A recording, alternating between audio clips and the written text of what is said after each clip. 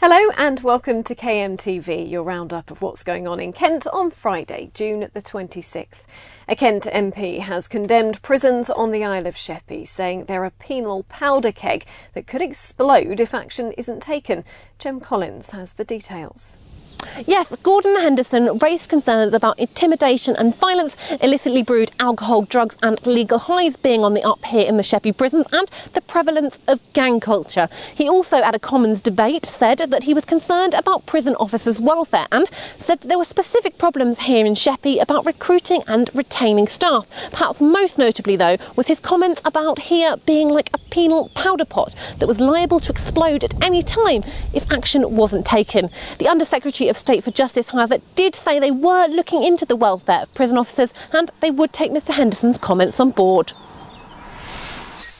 Things often change quickly in the world of sport, but for the Gills, it's now been 20 years since Chairman Paul Scally took over the reins. He says it's been 2 decades of ups and downs at the League One club, but he wouldn't change anything. I wasn't planning to have a football club, as we all know, but I've enjoyed every single minute of it. Well, pretty much every single minute of it, anyway. And you know, I could write a book and more on the 20 years of experiences, the people I've met, the highs, the lows, the disappointing times, the exciting times, the emotional times. Good friends that we've had that we've lost. You know, great fans that were there then and that aren't there now because they've passed on or they've died or had illnesses or stuff. And it's been a real sort of soap, really, of a 20 years, and I'm pleased to say we're still going. We're in better shape now than we were 20 years ago, and I think it's an exciting time that we're in now going forward. A Kent woman has told KMTV how her pet saved her life after the dog sniffed her lung cancer months before any symptoms. Jem Collins reports. Meet Inka.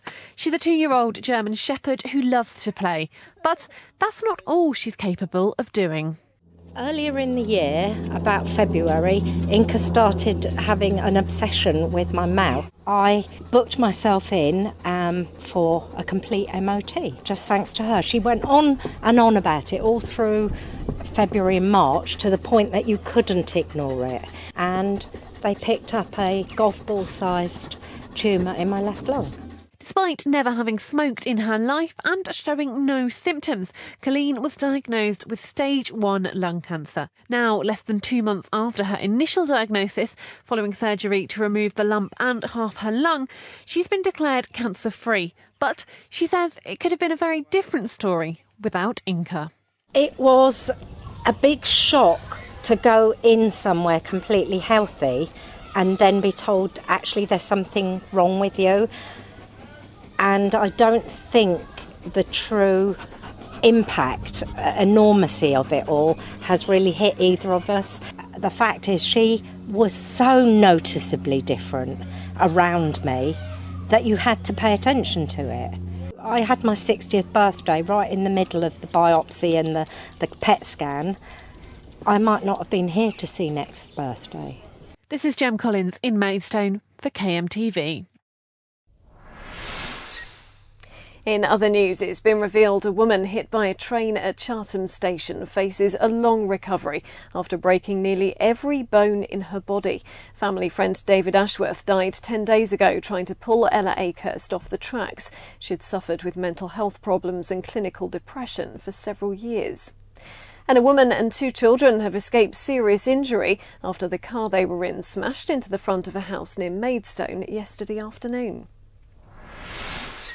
Outstanding Kent businesses have been recognised at an event aimed at praising their commitment to the county. The Keepers thank those who encourage investment and business. Pat Gallagher of Gallagher Group won the award for outstanding contribution to the business community. I'm pleased, I'm honoured. I can't describe it. It's unbelievable. And the beauty that my 4 kids are here with me tonight is, the icing on the cake. And finally, a special licence has been given to a Maidstone school so they can put on a production that features a live pig in its cast. Graham Stothard reports. Meet Betty the Pig, the biggest player in the pig acting game since Babe. Alongside her pal and understudy Hetty, she's hoping to be wowing crowds come mid-July. To oink or not to oink, that is the question. Hamlet, of course, but not the character these little porkers will be playing. They'll be trotting the boards in Maidstone Valley Park School's production of Betty Blue Eyes. But it's not natural talent that has seen these sows able to perform, rather perseverance and a steady stream of treats. Well, we've trained them with rich tea biscuits mainly, but we use other biscuits. And we've taught them how to run and sit by placing the biscuit either in front of them or kind of where they can see it so they know where they're going. But by no means does that ensure it'll all go to plan.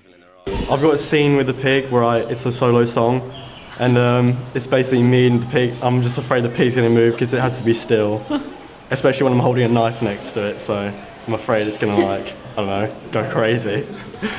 The comedy musical is set in a post-war Britain. A pig is raised illegally to feed local dignitaries, and hilarity ensues. Obviously not familiar with the acting phrase never work with children or animals, this director has enjoyed tackling the project. Working with live animals is a big challenge. We've been through a process to get these pigs registered to perform, so we have a licence granted by the council, and obviously getting the young people and the animals working together has been the biggest challenge. As for whether Betty will behave on the night, remains to be seen. This is Graham Stothard for KMTV in Maidstone.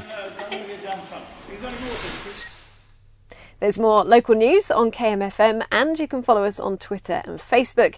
But that's it from KMTV.